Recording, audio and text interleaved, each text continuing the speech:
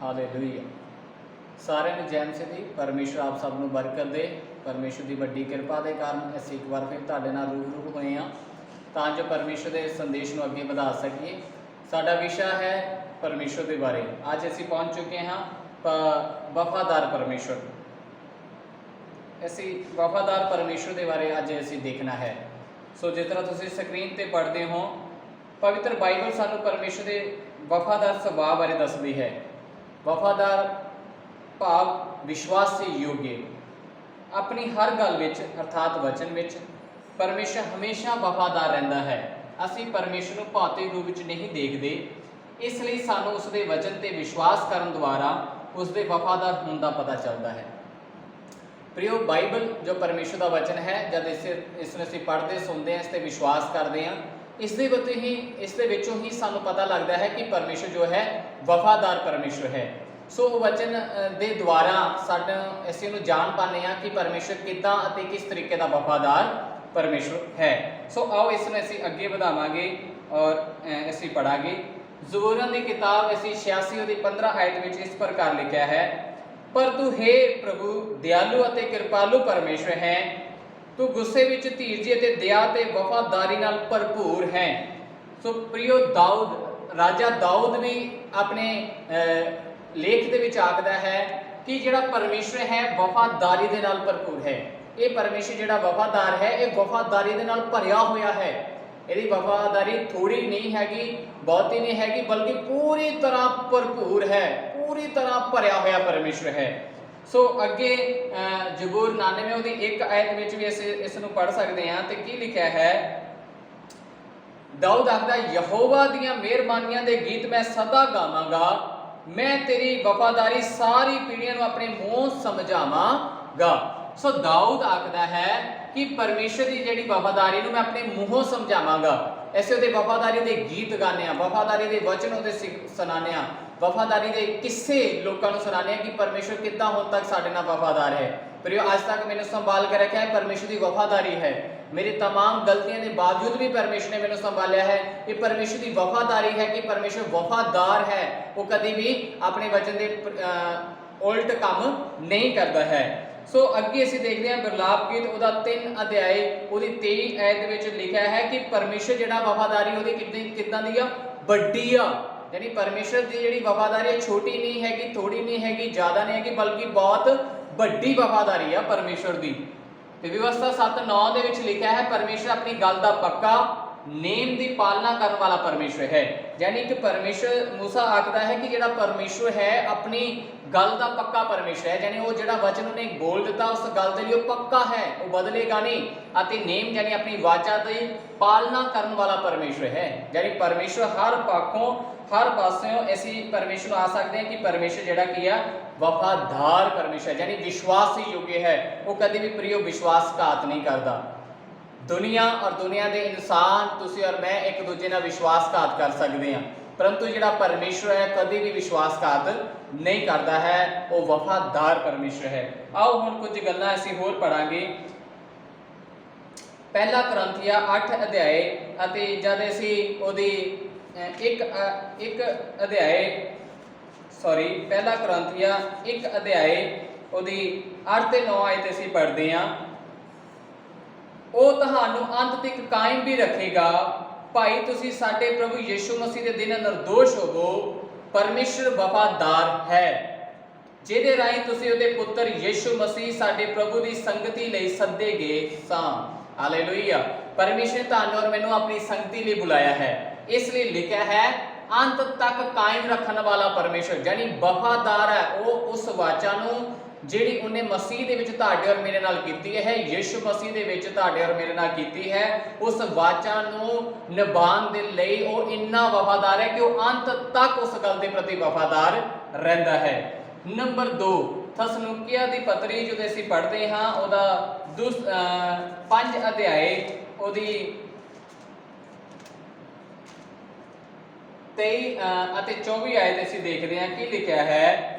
शांति दाता परमेश्वर आप ਤੁਹਾਨੂੰ पूरी तरह पवित्र करे ਅਤੇ ਤੁਹਾਡਾ आत्मा ਅਤੇ प्राण ਅਤੇ शरीर ਸਾਡੇ प्रभु यीशु मसीह ਦੇ आन वेले ਦੋਸ਼ ਰਹਿਤ ਸੰਪੂਰਨ ਬਚੇ ਰਹੇ। ਤੁਹਾਡਾ ਸੱਦਣ ਵਾਲਾ ਵਫਾਦਾਰ ਹੈ, ਉਹ ਅਜਿਹਾ ਹੀ ਕਰੇਗਾ। ਆਮੀਨ।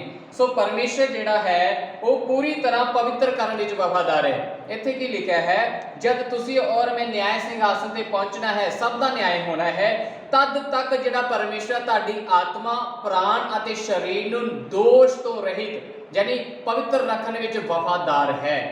ਪ੍ਰਿਯੋ, ਜਿਹੜਾ ਪਰਮੇਸ਼ਰ ਹੈ ਜੇ ਉਹ ਪਵਿੱਤਰ ਹੈ ਤੇ ਤੁਹਾਨੂੰ ਔਰ ਮੈਨੂੰ ਵੀ ਉਹ ਪਵਿੱਤਰ ਰੱਖਣ ਦੇ ਵਿੱਚ ਪੂਰੀ ਤਰ੍ਹਾਂ ਵਫਾਦਾਰ ਹੈ, ਕਿਉਂਕਿ ਉਹ ਸਾਡਾ ਸੱਦਣ ਵਾਲਾ ਜਿਹੜਾ ਹੈ, ਸਾਡਾ ਬੁਲਾਉਣ ਵਾਲਾ ਜਿਹੜਾ ਹੈ, ਜਿਹਨੇ ਤੁਹਾਨੂੰ ਔਰ ਮੈਨੂੰ ਮਸੀਹ ਦੇ ਵਿੱਚ ਬੁਲਾਇਆ ਹੈ, ਉਹ ਵਫਾਦਾਰ ਪਰਮੇਸ਼ਰ ਹੈ। ਦੂਸਰਾ ਥਸਲੋਨੀਕੀਆਂ 3:3 ਵਿੱਚ ਅਸੀਂ ਪੜ੍ਹਦੇ ਹਾਂ, ਬੜਾ ਅੱਛਾ ਲਿਖਿਆ ਹੋਇਆ ਹੈ। ਲਿਖਿਆ ਹੈ, ਪਰੰਤੂ ਪ੍ਰਭੂ ਵਫਾਦਾਰ ਹੈ, ਜਿਹੜਾ ਤੁਹਾਨੂੰ ਦ੍ਰਿੜ ਕਰੇਗਾ ਅਤੇ ਦੁਸ਼ਟ ਤੋਂ ਬਚਾਈ ਰੱਖੇਗਾ।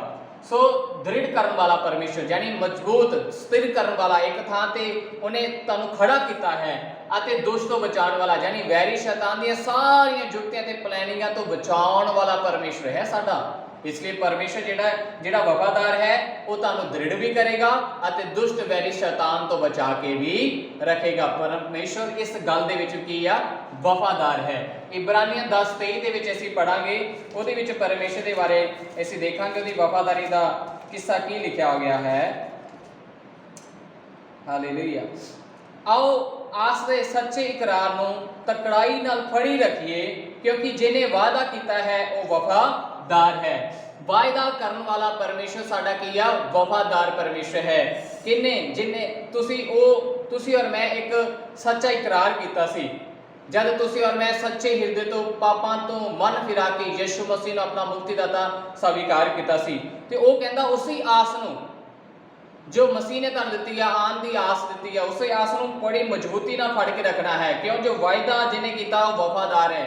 ਉਹਨੇ ਤੁਹਾਡੇ ਔਰ ਮੇਰੇ ਨਾਲ ਵਾਅਦਾ ਕੀਤਾ ਕਿ ਤੁਹਾਨੂੰ ਔਰ ਮੈਨੂੰ ਲੈਣ ਦੇ ਲਈ ਉਹ ਵਾਪਸ ਇਸ ਦੁਨੀਆ ਤੇ ਫਿਰ ਆਵੇਗਾ। ਆਮੀਨ। ਸੋ ਆਓ ਅਸੀਂ ਅੱਗੇ ਦੇਖਦੇ ਹਾਂ ਜੋ ਸਾਨੂੰ ਗੌਰ ਕਰਨ ਵਾਲਾ ਹੈ। ਦੂਸਰਾ ਤਿਮੋਥੀਅਸ ਦੀ ਪੱਤਰੀ, ਉਹਦਾ 2 ਅਧਿਆਇ ਉਹਦੀ 13 ਆਇਤ ਵਿੱਚ ਅਸੀਂ ਦੇਖਾਂਗੇ। ਇਹ ਬਹੁਤ ਜ਼ਬਰਦਸਤ ਆਇਤ ਹੈ। ਭਾਵੇਂ ਅਸੀਂ ਬੇਵਫਾ ਹੋਈਏ ਪਰ ਉਹ ਵਫਾਦਾਰ ਰਹਿੰਦਾ ਹੈ, ਕਿਉਂ ਜੋ ਉਹ ਆਪਣਾ ਇਨਕਾਰ ਨਹੀਂ ਕਰ ਸਕਦਾ। ਪਰ ਇਹ ਕਿੰਨੀ ਵੱਡੀ ਗੱਲ ਹੈ। ਤੁਸੀਂ ਔਰ ਮੈਂ ਬੇਵਫਾ ਹੋ ਸਕਦੇ ਹਾਂ, ਤੁਸੀਂ ਔਰ ਮੈਂ ਵਿਸ਼ਵਾਸਯੋਗ ਨਹੀਂ ਰਹਿ ਸਕਦੇ, ਪਰੰਤੂ ਪਰਮੇਸ਼ਰ ਵਫਾਦਾਰ ਰਹਿੰਦਾ ਹੈ। ਸਾਡੇ ਵਿਸ਼ਵਾਸਯੋਗ ਨਾ ਹੋਣ ਦੇ ਵੀ ਕਾਰਨ ਪਰਮੇਸ਼ਰ ਵਫਾਦਾਰ ਰਹਿੰਦਾ ਹੈ। ਕਿਉਂ ਜੋ ਆਪਣਾ ਇਨਕਾਰ ਨਹੀਂ ਕਰ ਸਕਦਾ। ਇਸ ਗੱਲ ਨੂੰ ਸਮਝਣਾ ਹੈ, ਕਿਉਂ ਜੋ ਉਹ ਆਪਣਾ ਇਨਕਾਰ ਨਹੀਂ ਕਰਦਾ, ਭਾਵ ਜੋ ਉਸਨੇ ਬੋਲਿਆ ਹੋਵੇ ਉਸ ਤੋਂ ਬਦਲਦਾ ਨਹੀਂ। ਪਰਮੇਸ਼ਰ ਇਹ ਹੈ, ਯਾਨੀ ਉਹ ਆਪਣੇ ਸੁਭਾਅ ਦਾ ਜੋ ਵਫਾਦਾਰ ਪਰਮੇਸ਼ਰ ਹੈ, ਵਿਸ਼ਵਾਸਯੋਗ ਪਰਮੇਸ਼ਰ ਹੈ, ਉਹ ਇਸ ਗੱਲ ਦਾ ਇਨਕਾਰ ਕਦੇ ਵੀ ਕਰ ਨਹੀਂ ਸਕਦਾ। ਇਸ ਲਈ ਪ੍ਰਿਯੋ, ਪਰਮੇਸ਼ਰ ਵਚਨ ਦੇ ਵਿੱਚ, ਆਪਣੇ ਵਾਅਦੇ ਦੇ ਵਿੱਚ ਜੋ ਉਹਨੇ ਬੋਲਿਆ ਹੈ ਉਹਦੇ ਪ੍ਰਤੀ ਹਮੇਸ਼ਾ ਵਫਾਦਾਰ ਰਹਿੰਦਾ ਹੈ। ਸੋ ਆਓ ਇਸ ਨੂੰ ਅਸੀਂ ਅੱਗੇ ਸਮਝਾਂਗੇ। ਲਾਸਟ, ਹੁਣ ਜਦ ਪਰਮੇਸ਼ਰ ਵਫਾਦਾਰ ਹੈ ਤੇ ਸਾਨੂੰ ਔਰ ਮੈਨੂੰ ਕੀ ਕਰਨਾ ਚਾਹੀਦਾ, ਯਾਨੀ ਤੁਹਾਨੂੰ ਅਤੇ ਮੈਨੂੰ ਕੀ ਕਰਨਾ ਚਾਹੀਦਾ, ਇਨਸਾਨ ਨੂੰ ਕੀ ਕਰਨਾ ਚਾਹੀਦਾ ਹੈ। ਹੁਣ ਫਿਰ ਇਨਸਾਨ ਤੋਂ ਪਰਮੇਸ਼ਰ ਕੀ ਚਾਹੁੰਦਾ ਹੈ। ਗਿਣਤੀ ਦੀ ਕਿਤਾਬ 12 ਅਧਿਆਇ ਦੀ 7 ਆਇਤ ਵਿੱਚ ਅਸੀਂ ਪੜ੍ਹਦੇ ਹਾਂ, ਲਿਖਿਆ ਹੈ ਕਿ ਜਿਸ ਪ੍ਰਕਾਰ ਮੂਸਾ ਉਸਦੇ ਸਭ ਘਰਾਂ ਵਿੱਚ ਵਿਸ਼ਵਾਸਯੋਗ ਸੀ, ਯਾਨੀ ਕਿ ਵਫਾਦਾਰ ਸੀ। ਤੁਸੀਂ ਔਰ ਮੈਂ ਰੱਬ ਦੇ ਬਣਾਏ ਹੋਏ ਘਰ ਹਾਂ, ਤੁਹਾਨੂੰ ਔਰ ਮੈਨੂੰ ਪਰਮੇਸ਼ਰ ਨੇ ਬਣਾਇਆ ਹੈ। ਇਸੇ ਤਰ੍ਹਾਂ ਪਰਮੇਸ਼ਰ ਦਾ ਜਿਹੜਾ ਮੂਸਾ ਸੀ, ਸਾਰੇ ਵਿਅਕਤੀਆਂ ਦੇ ਵਿੱਚੋਂ ਵਫਾਦਾਰ ਸੀ, ਵਿਸ਼ਵਾਸਯੋਗ ਸੀ। ਇਸ ਲਈ ਪਰਮੇਸ਼ਰ ਚਾਹੁੰਦਾ ਹੈ ਤੁਸੀਂ ਔਰ ਮੈਂ ਵੀ ਪਰਮੇਸ਼ਰ ਦੇ ਲਈ ਵਿਸ਼ਵਾਸਯੋਗ ਪਾਤਰ ਬਣ ਕੇ ਇਸ ਜੀਵਨ ਨੂੰ ਗੁਜ਼ਾਰੀਏ। ਆਓ ਜੋ ਅਸੀਂ ਪੜਾਂਗੇ ਮਤੀ ਦੀ ਇੰਜੀਲ 25 ਅਧਿਆਇ ਉਹਦੀ 21 ਆਇਤ ਤੋਂ ਜਦੋਂ ਅਸੀਂ ਪੜ੍ਹਦੇ ਹਾਂ ਤੇ ਇਹਦੇ ਵਿੱਚ ਬੜੀ ਅੱਛੀ ਇੱਕ ਗੱਲ ਲਿਖੀ ਗਈ ਹੈ, ਜਿਹੜੀ ਤੁਹਾਨੂੰ ਔਰ ਮੈਨੂੰ ਜੋ ਪਰਮੇਸ਼ਰ ਚਾਹੁੰਦਾ ਹੈ। ਉਹਦੇ ਮਾਲਕ ਨੇ ਉਸ ਨੂੰ ਕਿਹਾ, हे ਚੰਗੇ ਅਤੇ ਮਾਤਵਰ ਚਾਕਰ, ਸ਼ਾਬਾਸ਼ੇ, ਤੂੰ ਤਾਂ ਥੋੜੇ ਜਿਹੇ ਵਿੱਚ ਮਾਤਵਰ ਨਿਕਲਿਆ, ਮੈਂ ਤੈਨੂੰ ਬਹੁਤ ਸਾਰੇ ਉੱਤੇ ਇਖਤਿਆਰ ਦਿਆਂਗਾ, ਤੂੰ ਆਪਣੇ ਮਾਲਕ ਦੀ ਖੁਸ਼ੀ ਵਿੱਚ ਦਾਖਲ ਹੋ। ਸੋ ਇੱਥੇ ਅਤੇ ਜਿਹਨੇ 2 ਤੋੜੇ ਲਏ ਸਨ, ਉਹ ਵੀ ਕੋਲ ਆਣ ਕੇ ਬੋਲਿਆ, ਸਵਾਮੀ ਜੀ ਤੁਸੀਂ ਮੈਨੂੰ 2 ਤੋੜੇ ਸੌਂਪੇ ਸਨ, ਵੇਖੋ ਮੈਂ 2 ਤੋੜੇ ਹੋਰ ਵੀ ਖੱਟੇ। ਉਹਦੇ ਮਾਲਕ ਨੇ ਉਸ ਨੂੰ ਕਿਹਾ, हे ਚੰਗੇ ਤੇ ਮਾਤਵਰ ਚਾਕਰ, ਸ਼ਾਬਾਸ਼ੇ, ਤੂੰ ਥੋੜੇ ਜਿਹੇ ਵਿੱਚੋਂ ਮਾਤਵਰ ਨਿਕਲਿਆ, ਮੈਂ ਤੈਨੂੰ ਬਹੁਤ ਸਾਰੇ ਉੱਤੇ ਇਖਤਿਆਰ ਦਵਾਂਗਾ, ਤੂੰ ਆਪਣੇ ਮਾਲਕ ਦੀ ਖੁਸ਼ੀ ਵਿੱਚ ਦਾਖਲ ਹੋ। ਸੋ ਮੈਂ ਤੁਹਾਨੂੰ ਕੀ ਕਹਿਣਾ ਚਾਹੁੰਦਾ ਵਾਂ, ਇੱਥੇ ਪਰਮੇਸ਼ਰ ਯਿਸੂ ਮਸੀਹ ਨੇ ਇੱਕ ਦ੍ਰਿਸ਼ਟਾਂਤ ਦਿੱਤਾ ਸੀ ਤੋੜਿਆਂ ਦੇ ਉੱਤੇ। ਦ੍ਰਿਸ਼ਟਾਂਤ ਦਿੱਤਾ ਸੀ ਕਿ ਉਹਨੇ ਤੁਹਾਨੂੰ ਔਰ ਮੈਨੂੰ ਯਿਸੂ ਮਸੀਹ ਨੇ ਕੁਝ ਗੁਣ, ਕੁਝ ਟੈਲੈਂਟ ਦਿੱਤੇ ਨੇ, ਠੀਕ ਹੈ, ਜਾਣ ਲੱਗੇ ਜੋ ਅਸੀਂ ਯਿਸੂ ਦੇ ਕੋਲ ਆਨੇ ਆ। ਪਰਮੇਸ਼ਰ ਸਾਰਿਆਂ ਨੂੰ ਦਿੱਤੇ ਹੋਏ ਆ, ਹਨਾ, ਹਰ ਇੱਕ ਬੱਚੇ ਦੇ ਕੋਲ ਕੋਈ ਨਾ ਕੋਈ ਟੈਲੈਂਟ ਹੈ, परंतु ऐसे उस टैलेंट का इस्तेमाल करना है। उस टैलेंट का इस्तेमाल ऐसे परमेश्वर के राज्य लिए करना है। उस टैलेंट का इस्तेमाल ऐसे इसलिए करना है कि परमेश्वर के नाम की महिमा किसी तरीके होगी। सो परमेश्वर जिहड़ा इत्थे तुसीं महत्वर शब्द पढ़ते हो या एतवार वाला शब्द पढ़ते हो, इसका मतलब भी वफादार यानी विश्वास योग्य हुंदा है। सो प्रियो परमेश्वर चाहता है असीं थोड़ी तो थोड़ी दे विच विश्वास योग्य रहिए, वफादार रहिए, एतवार वाले रहिए, महत्वर जन बनिए उहदे। सो परमेश्वर चाहता है कि तुसीं और मैं सारे ही हर काम दे विच, हर किते दे विच असीं उहदे लई वफादार बन के रहिए। क्यों? क्योंकि परमेश्वर का वचन कहता है, जो मैं महान गल दसन तो पहला तुहानूं ये वीडियो समाप्त नहीं करना चाहता। लिखा है यदि कोई अपराधी है, यदि कोई किसी ने गुनाह किया है तो अपने गुनाह आप रब दे अगे मन लवे। तो लिखा है रब का स्वभाव की है, रब उन्हें माफ़ करने लई विश्वास योग्य ते धर्मी है। प्रियो ताड़ा परमेश्वर, मेरा परमेश्वर, यदि असीं अपनी गलतियां अपने गुनाह रब दे अगे मनते हाँ तो रब इस गल विच भी वफादार है, इस गल विच भी विश्वास योग्य है कि ताड़े और मेरे धर्म के कामां नूं, पाप ते गुनाह की जिंदगी नूं माफ़ कर देवे। सो परमेश्वर इन्हां वचनां दे द्वारा तुहानूं सारिआं नूं आशीष करे। मैं विश्वास करदा हाँ कि तुसीं अज परमेश्वर के वफादार होण नूं समझिआ है, वो किस तरह विश्वास योग्य है, वो अपने वचन के प्रति, अपने बोलन के प्रति हमेशा ही विश्वास योग्य रहिंदा है। तो तुहाडे तो मेरे तो चाहता है कि ऐसे भी अपनी जिंदगी विच विश्वास योग्य रहिए। सो सारिआं नूं जय मसीह।